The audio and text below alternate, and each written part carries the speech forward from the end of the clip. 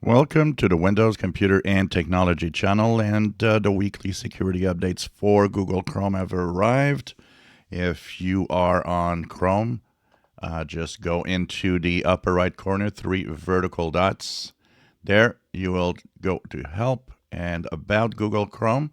This will bring you to version 133.0.6943.126 or 127, depending if you're on Linux, Mac, or Windows. So, 3 security flaws are fixed this week. 2 are high severity. 1 is medium severity.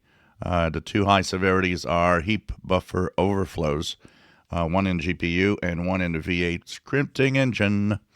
So, of course, that means that you need to update to stay safe.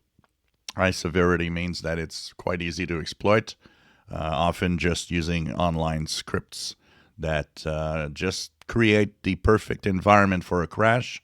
And if you are using a Chromium browser like Brave, Opera, Vivaldi, and so on, and Edge, you will be getting these security updates either later today or in the next few days. So check it out. Make sure that you stay safe on all your devices. It is quite important.